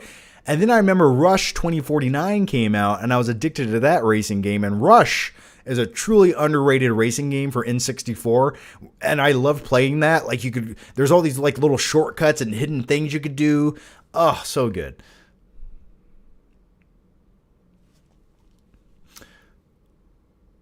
The next one comes from Wesley Namila, who says, flick pick, flick pick, bam, whoa, flick pick. John, your live stream saves me. You're the man. John, I love you. John, John. Is that a theme song you created, Wesley? I like it. Thank you for that. Thank you for the vocals, man. Thanks for that, man. I'm going to give you a hug, Wesley. Ultraviolet says, talk to me. Heard about it a lot in Sundance and film festivals. Steven Spielberg, Jordan Peele too, and Stephen King and Ari Aster loved it too. Is the movie called Talk to Me? Is that what we're referencing right now? Yeah, it has Jordan Peele in it? You named a lot of names there. I'm trying to... Sundance Film Festival, Jordan Peele. Okay. Yeah, I'm sold on it. I just want to see it. I wish I could. So was that the film festivals? Okay, got it. I'm going to be honest with you guys. I'm getting really annoyed that I live in a mid-sized city that doesn't have screenings for any movie, so I'm driving 3 hours to see everything, and it's getting to a point where you got to become picky on what you go to see, because it's like watching a mediocre movie worth 6 hours of drive time. I don't know. Anyway, I'm glad it's a good horror film. We need another one. Shut Up Cat Productions says, okay, made a lame Twitter and DM you the short. Thank you. Cool, man. I'll check it out. Thank you. The next one comes from, and by the way, thanks for the questions tonight, guys. You guys are killing it here. Have you ever tried Future Man's TV series? I don't think so. I don't know. Barbie movie looks like the Truman Show. Yeah, it does in a good way, doesn't it? I wonder if there is a Truman Show vibe to it. Maybe they don't know they're living in a like Barbie reality. And that is the vibe of it. Maybe it is like a Truman Show type deal. I don't know. Maybe that's already been, maybe the plot's already been out. I don't know. But that could be interesting, actually.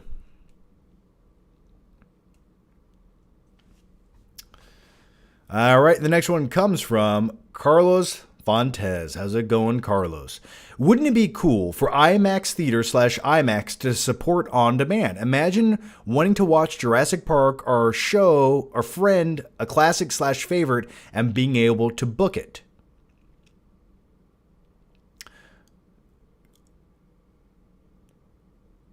Do you mean like going to the actual IMAX theater to watch the movie? Or watching like an IMAX representation of the movie at home? Kind of like what Disney Plus does with their IMAX enhanced movies every once in a while. Yeah, I could see it being very expensive, though. Are you talking about actually going to the theater? I'm a bit confused on your question here. I mean, that would be fucking cool. Don't get me wrong. If I could, like, rent out a theater and watch an IMAX version of Jurassic Park or something, that'd be pretty sweet, man. Or watch, like, Star Wars or The Empire Strikes Back on an IMAX screen. Absolutely. Please, give my eyeballs that deliciousness. I'll take it now. That would be cool. Yes, it would probably be very expensive, though. You guys remember just a few years ago during the COVID time that you could rent, it was right after that where you could rent out a movie theater and there was like 20 movies you could pick from and you could rent the entire auditorium for like $100. Do you remember this? Like, yeah, something like that would have been nice. Paul Fern says, have you ever seen the movie Runaway, directed by Michael Crichton, starring Tom Selleck and Gene Simmons as the villain? It's classic 80s. What the fuck is Gene Simmons? No, I don't think I have, man. I don't think I've seen that. I could see a Truman Show TV series. Yeah, I could see that. I could see that working out. Especially nowadays. If ever it would work, nowadays it would even make more sense. Shut Up Cat Production says, last one, and then I'll be in the chat. Ray sucks. Ray's sort of like, she was an okay character. I just feel like there wasn't enough there. And plus they didn't know what they were doing with her, so they just made shit up as they go. In The Last Jedi, they're like, oh, we don't know if she has parents or they're dead or whatever the fuck they are. And then in the third movie, it's like, okay, she's God. She's Ray Jesus now. Claudia Rogajon says, favorite adult film star, John? Oh, God, I don't know. As a kid, you got to go with Jenna Jameson as a kid, I suppose. Nowadays, I couldn't even tell you. I don't even know who's who or what's what. Callie Rose, I don't know. Whoever that is. Thoughts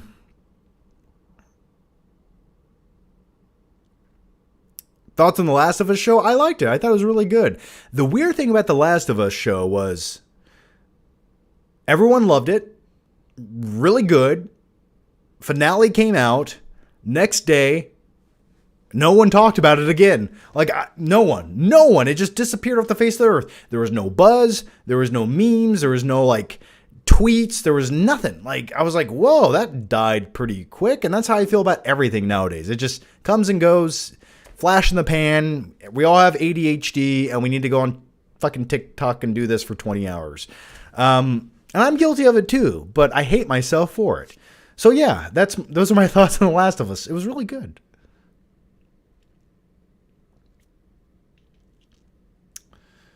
The next one comes from Aaron Nick. What's your go-to iced coffee order? If you go to Starbucks, what are you ordering?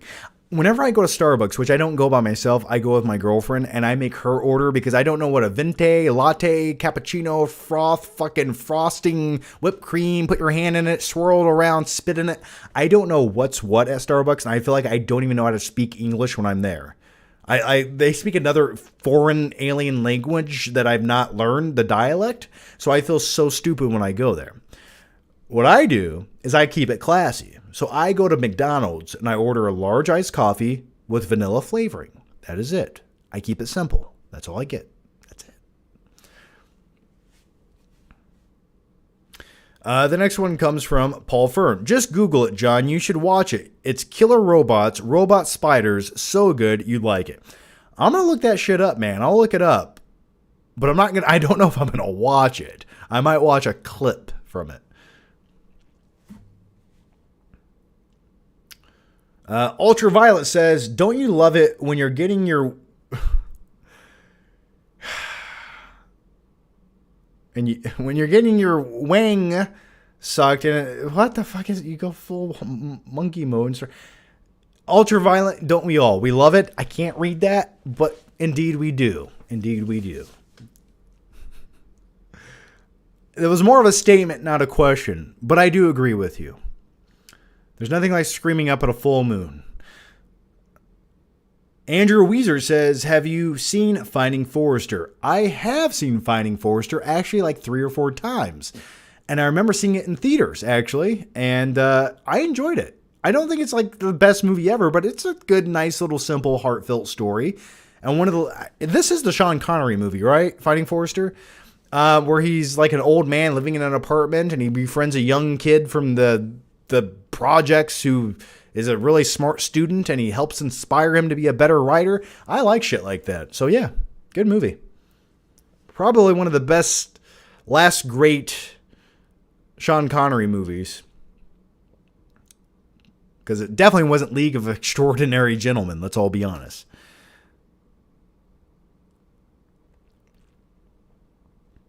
Murph says, problem with McDonald's, they just don't clean the coffee machines. Don't tell me that. Damn it. You know, I think they do. I trust McDonald's to clean the coffee machines because they have enough corporate supervision, just enough, where I think if it got really bad, people would complain, and they don't want that to happen. So I think the coffee machine... I never had a bad experience from McDonald's. I can say that. I'll just pretend they're clean, but their Diet Coke tastes so delicious. Oh, it's so good. John, what's your favorite candy besides Sour Patch Kids? I like the gummy Skittles. Not actual Skittles, but the gummy Skittles that are softer. I like those. And I just ate some jelly beans the other day, and I was like, these are like crack. So delicious, so soft, so subtle, so scrumptious. But I like soft, fruity candies. That's usually what I like. I don't like chocolate that much. Don't get me wrong. I'll eat some chocolate candy, but I like a fruity candy. That's usually my go-to. So whatever that is, I'll take it. And if I do have to get a chocolate candy, I want it to be mixed with like a real food. So like chocolate-covered peanuts, Raisinets, chocolate-covered raisins. Like I want it to be something mixed with something else. All right, the next one comes from Aaron. Next one comes from Aaron Nick. Here it goes. John, when are you making your first reaction videos in an empty... Okay. John, when are you making your first reaction videos in an empty theater? Do you wait till everyone leaves, and do you get weird looks from employees? Sometimes. No, so when I make those first reaction videos after the movie, which I post as YouTube Shorts and on Instagram, by the way, you should follow the Flick Pick on Instagram. I usually just go into another theater after my movie, so the credits are still rolling. I'll just walk up and down the theater till I find an empty auditorium that no one's in. I'm like, hello! And then if no one's in there, I just go in there and shoot my reaction video, and then I run out. Sometimes you hear somebody coming in to clean, and they look at me weird, like, why was this guy in the theater with a camera? I'm just like, don't ask questions. It's a lot less weird than you think it is, okay?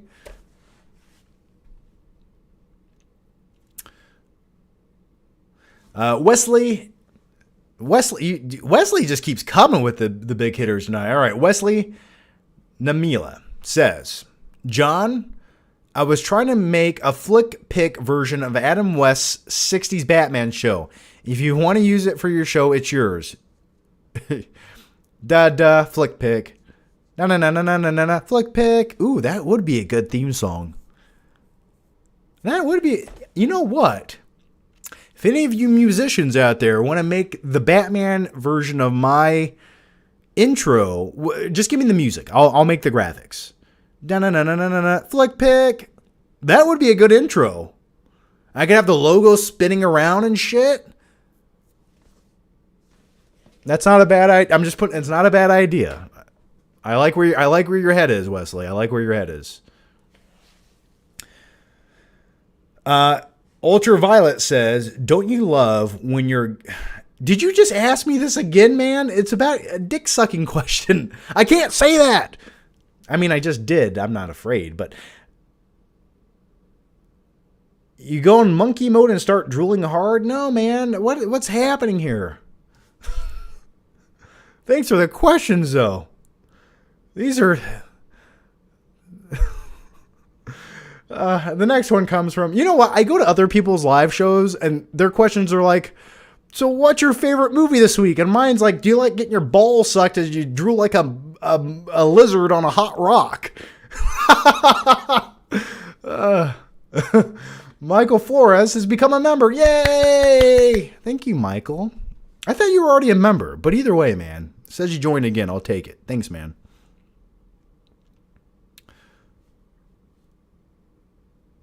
John, is Forrest Gump still in your top 5 movies of all time? See, you like how we go from that previous question to that. I love it. That's what I like here. It's so dynamic here in these live shows, right? You're either entertained or you're offended. Or maybe both. That's all I ask for. I don't know. Every time we do a live show, I notice I get a few unsubscribers, though. I think sometimes these opinions are going a little too hard for people. But that's okay. The real people will still stay. I trust you guys. All right. What was the question? Well, I just forgot the question I read. Oh, Forrest Gump would... I don't know. It's weird because I've seen it so many times. I don't know if it's in... I think Forrest Gump could be my top 5. I do. Yeah, I do. I think it's a perfect movie in so many ways. So to not keep it in my top 5, even though I've seen it so many times, that's the only reason I wouldn't, but it's probably in there.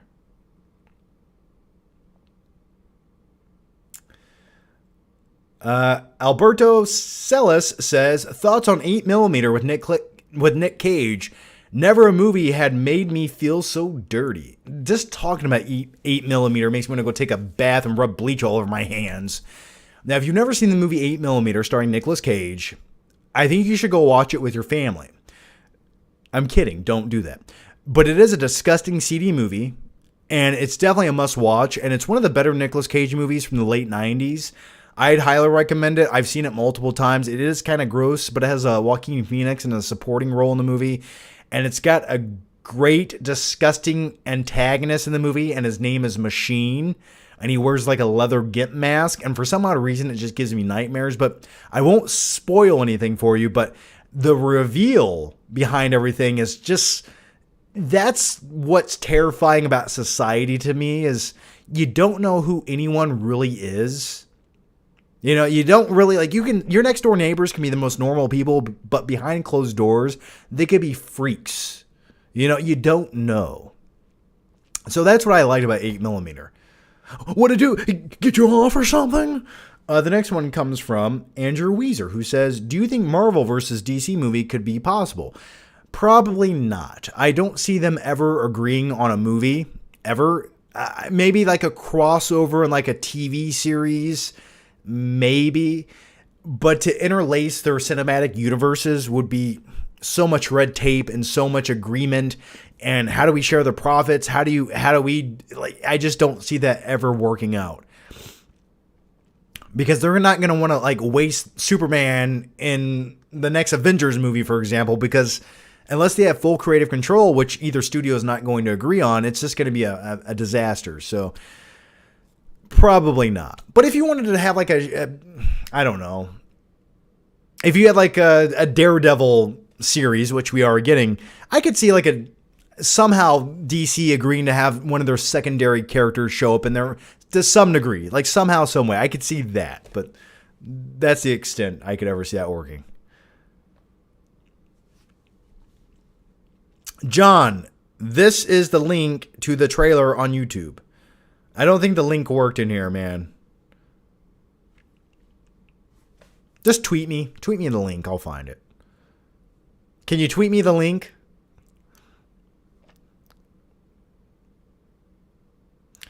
All right, the next one comes from Daddy, would you like some sausage?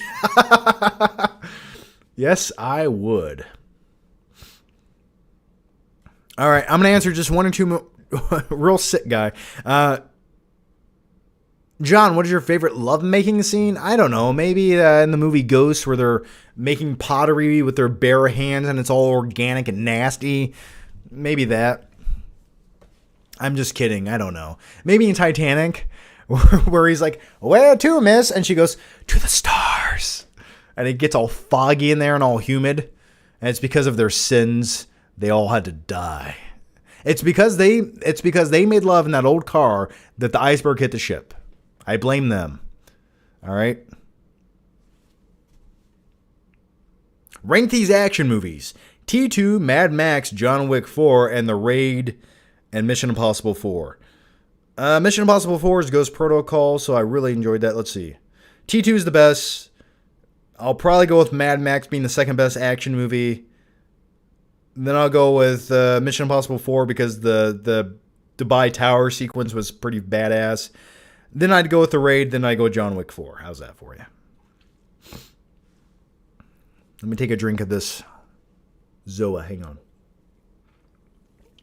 By the way, guys, quick story. The Zoa energy drinks got a redesign, right? They look a little more clean. They don't look all manly anymore. They look a little more, I don't know, casual in design. And these look very similar, at least the fruit punch flavor of this, which is blue and white, it looks very similar to a White Claw, right? And both those were in my refrigerator. And the other day I went to leave to go to Best Buy, and I wasn't, I was like, oh, that's, it's a Zoa. So I grabbed the Zoa. I'm in my car driving down the road. I take a big chug of it. I'm like, oh shit, this is a White Claw. So yeah, I was drinking and driving. But either way, I only took one drink and I got rid of it. But I thought it was a Zoa energy drink because the designs look so similar. I need to go grab one to show you the comparison. Or maybe it was a High Noon. Maybe it's a High Noon, not a White Claw. Sorry. The High Noons and the Zoas look identical. All right, the next one comes from Edward Nito. How's it going, Edward? Once again, man, and very generous super chat here. Sup, John? If your younger self were at Blockbuster and you had to make a choice between Wayne's World or Bill and Ted's Excellent Adventure, which movie would you choose? See, I like Wayne's World more. I do. But if I was younger, like pre-1995, I could probably see myself grabbing the first Bill and Ted movie. The first Bill and Ted movie. But it might be a toss-up. That's a toss-up for me. I think a younger version of me would have grabbed Bill and Ted because the cover just looks crazier to me. But I like Wayne's World more. There you go. But thanks for the question, man. And I'll tell you something let me tell you another thing about video stores beyond Blockbuster, because Blockbuster is always like the go-to when we go to the video stores. But when I was younger, we'd occasionally go to a Blockbuster. Occasionally, especially when I moved to another state, Blockbuster was like the go-to. But when I was younger and I lived in this town, our go-to video stores were a mom and pop video store called Del Mar Video, which I do have in a couple Flick Trip videos where I show it. And that was a cool video store. And then our other video store was actually in a pharmacy, like a grocery store. And it was like just 2 aisles of movies that you could rent. It wasn't like a real video store. So that was always my experiences with video stores when I was young. That's where we would go to rent movies. But thanks for the question, man. Claudia Rogajon says, Freddy Got Fingered is just why it is intentional. What? Freddy Got Fingered? I remember seeing Freddy Got Fingered in theaters on my birthday, on my 14th birthday. And I was a big Tom Green fan, but I didn't think the movie was that funny. But later, rewatching it, I think the movie's hilarious. Like now, it's funnier than it was when I was a teenager, if that makes any sense. It's kind of sad when you watch it, though. My Sean can eat a chicken sandwich. I got the jewels. All right. Grey Poupon, yes, please. Yeah, Wayne's World, man, it's so good. Like Wayne's World for me was almost inspiring. It's what inspired me to make YouTube videos. I was like living in my parents' basement. I wasn't going to make videos for public access, but I'm going to live in my parents' basement and make videos for YouTube. Very similar concept to Wayne's World if you really think about it, in a weird way.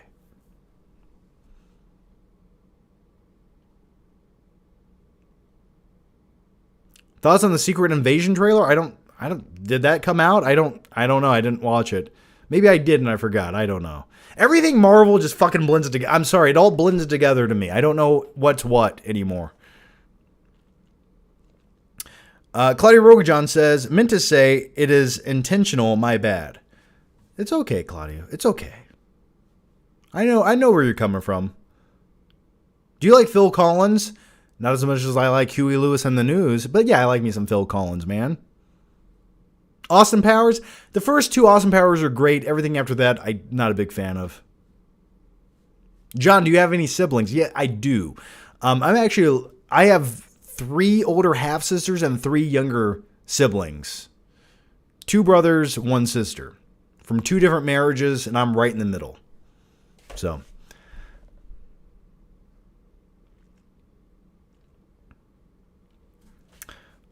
I'll have the cream of some young guy, please. Wayne's World, yes, please.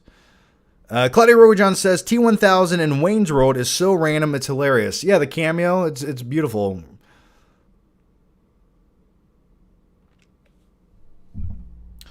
All right, I'm going to answer one more question here. All right, here it goes. Michael Tallis says, hello, John. It's been a while to be here. I've watched you since 2014, and I've rewatched many of your older videos hundreds of times. Anyways, keep it up. Well, thanks, Michael. Thanks for that, man. Now, which videos did you watch the most, and tell me why? I'd like a full synopsis and summary and review of the videos that you like the most, in chronological order, starting from least to favorite. But thanks for that, man. Thank you. Do some more vlog gym videos, please. Yeah, the thing is, I don't even know when I rarely know when I'm going to go to the gym. Like, and it's very random. And when I get there, it's so busy to shoot a vlog there. I don't even know what I would, like, to make just a vlog video in the gym would just feel weird at this point. Like, I wouldn't be able to make a full video out of it. Like, all right, here's me doing biceps. I'm going to go do shoulder press, and then I'm going to do back, and then I'm going to sit in the sauna, and then I'm going to go in my car and cry. I don't know. Like, I don't know what format I would show them in. I don't know. I don't know. I don't really have a dedicated routine for gym videos anymore. Andrew Weezer says, as a homeowner, I feel ya. Yeah, man, I'm hoping my dishwasher works. It just stopped working. I don't know. It'll probably blow up at some point tonight. I don't know. Something always breaks. I'm always fixing something. I feel like Tim Allen in Home Improvement right now. Michael Tallis says, have you seen All Quiet on the Western Front? I watched the first episode. Yeah, I watched the first episode. How many episodes were there? Or was that a film?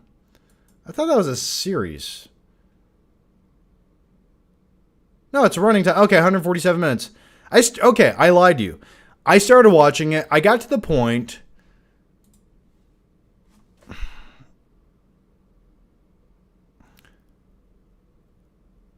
Did I watch it? I'm sorry. I feel like I watched the first like 20 minutes of it. Were they in a trench and there was like a tree that they made? Like they made a tree? Like a fake facade tree? Okay. I think I watched the first 20 minutes of it. I've heard good things. I just never got back to finishing it.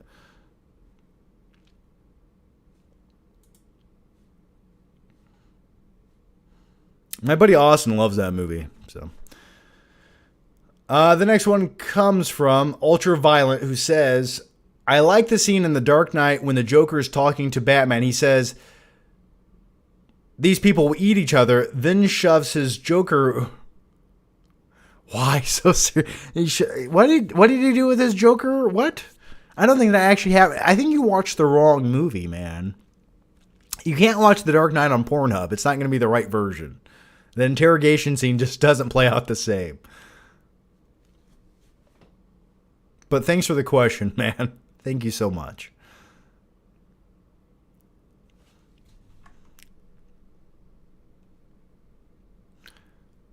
Yeah, All Quiet on the Western Front. You know what they should do? I'm going to tell you what they should do with All Quiet on the Western Front, since it's 147 minutes. Sparse it out into 3 episodes. Do what you did with The Hateful Eight. Make it 3 episodes. I'm telling you right now, it would do better on Netflix if you did that. But I need to go back and finish it. I did start it.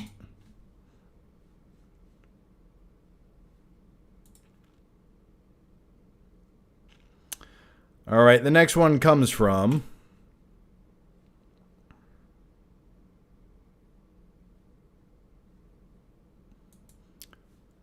Someone's saying it's no, it came out in 2022. All Quiet on the Western Front, 2022 Netflix. Are we talking about two different movies?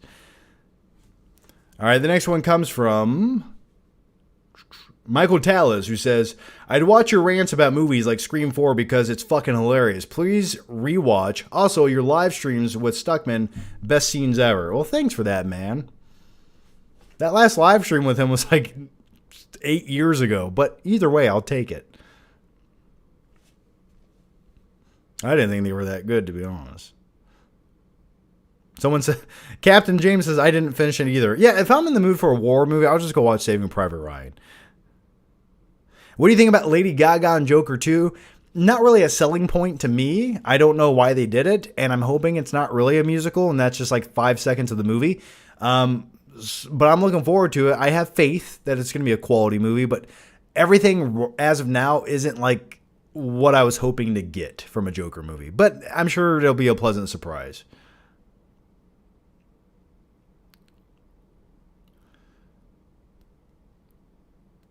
It's a remake of a classic movie. Yes, I know, but we're talking about the new movie from 2022. I got it. Yes, thank you. We're talking about the Netflix movie from 2022.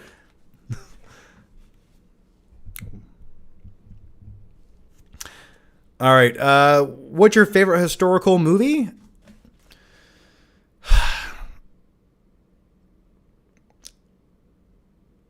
Well, listen, just hear me out for a second. Okay? There's movies based on historical events, but they're not actually all true and accurate 100%. So, for example, I would say I like The Patriot. There's many things that happen in that movie that aren't historically accurate, but I still enjoy the movie. So for me, something like The Patriot, I love that shit. I love it. I think it's one of the most underrated movies of all time. So I would say something like that. I mean, you could say things like, go back to Gladiator, for example. Yeah, you had Roman Coliseum fights. There wasn't a guy named Maximus Decimus or whatever. Maybe there was, but things based in historical time periods I enjoy. Not everything has to be accurate, though. Favorite historical movie is, The Rock from 1996. And my favorite historical movie of all time is actually Transformers: Dark of the Moon. So, Michael says The Last Samurai. Okay.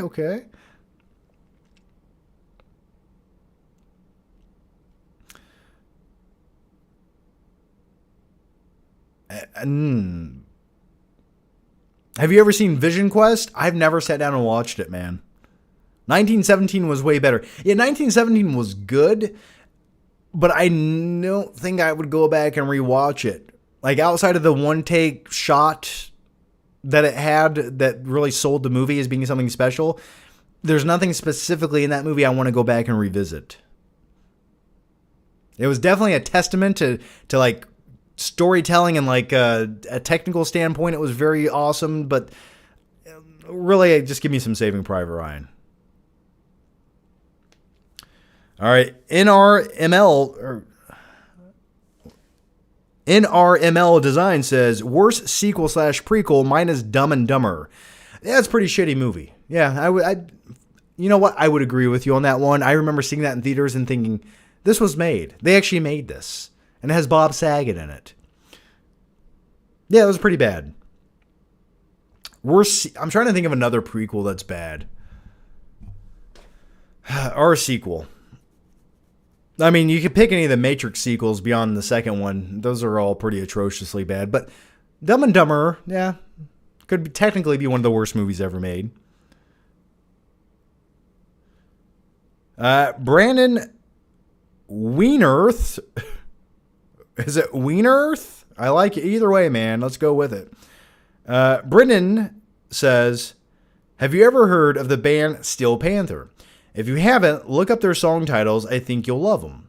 Does it have like an 80s metal sound to it? It just sounds like it would. I feel like I have. If they have like an 80s glam rock sound to them, I'm sure I've heard of them, but I'll look them up, man. Steel Panther? That sounds really familiar.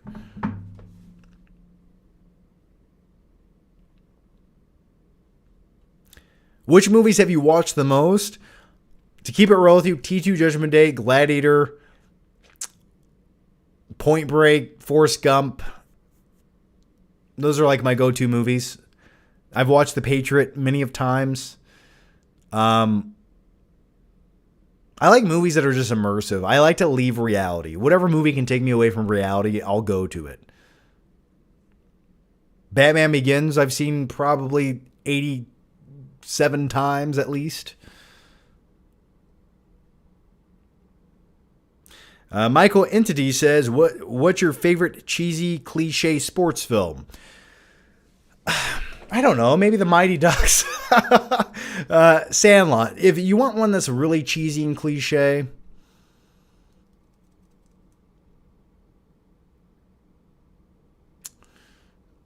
let's go with... I was going to say... No, I don't want to go with that. That's a great question. How about Hoosiers? How's that? I mean, but it's based on a true story. Best sports movies. I mean, I wouldn't say Rocky's cliche. The Blind Side. What a piece of trash that movie was. Remember the Titans? Okay, good stuff. So I wouldn't... My favorite... You said cheesy, though. My favorites aren't cheesy. But movies like Warrior, that's a sports movie that I really enjoy, but I wouldn't say it's cheesy by any means. How about Summer Catch?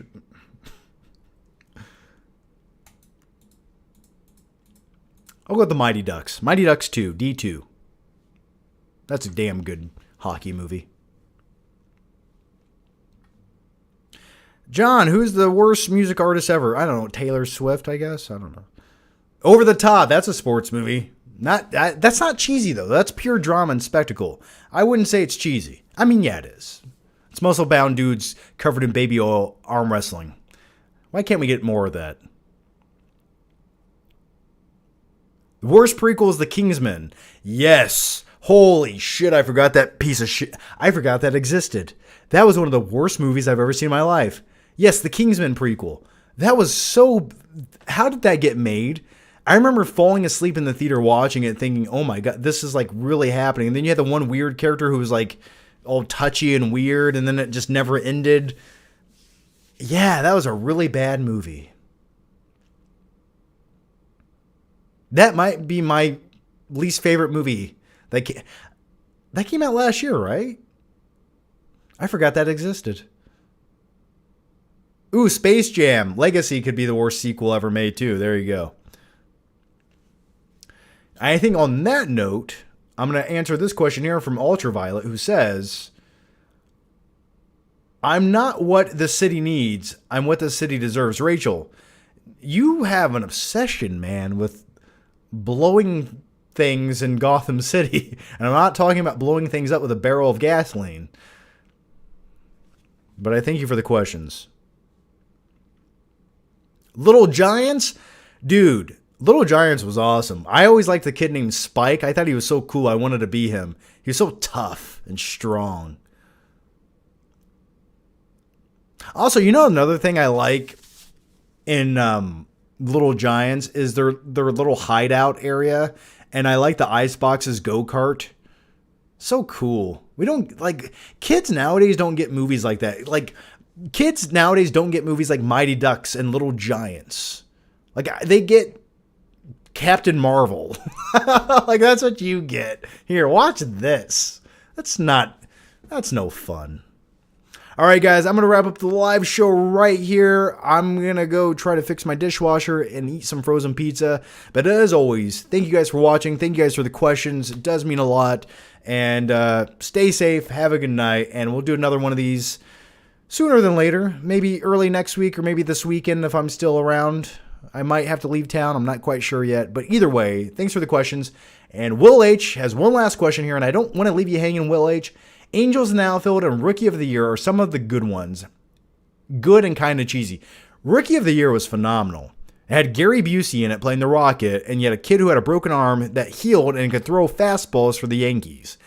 That's great. I remember growing up loving that movie. I thought if I break my arm, I can play for the Yankees. Angels in the Outfield makes me sad. That movie makes me too sad. All right, another question. All right, one more question.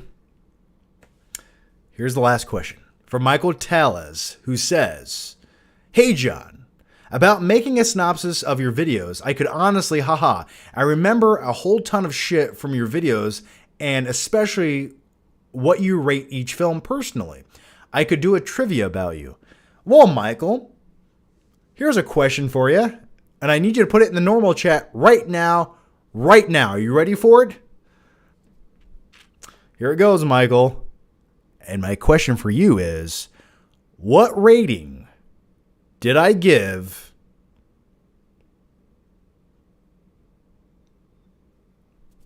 all right, let me come up with it. Give me a second here. I'm trying to think of a movie. Okay. What rating did I give? Hang on. I'm gonna come up with it. I got to think of it. Let me think of this movie. Let me think of something random. I'm gonna test your abilities, Michael. Here it goes. What rating did I give?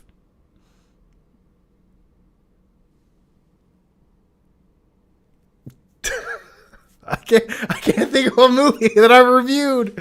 Oh, Jesus. Okay. What rating did I give Dungeons and Dragons? You have 10 seconds. Don't go look it up. I'll know.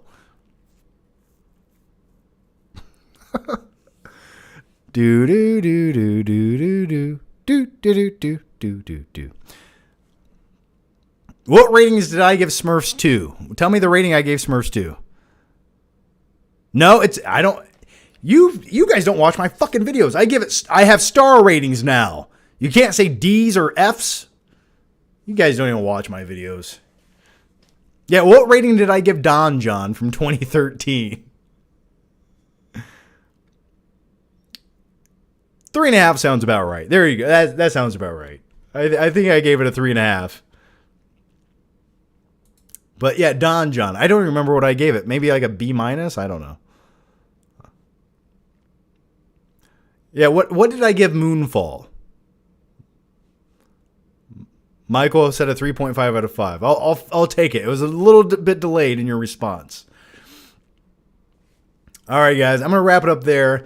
And with all that said, I want everyone right now, if you could, just for fun, let's go watch my Smurfs 2 movie review. Just type in Smurfs 2, the flick pick, and I want you to watch what I would consider my best movie review I've ever given. The video is only 2 minutes long. And it's not even really a movie review. And I think you'll enjoy it. So go there, leave a comment, and let me know your thoughts. As always, guys, stay safe, have a good night, and I'll see you next time. And thanks for watching. Bye-bye.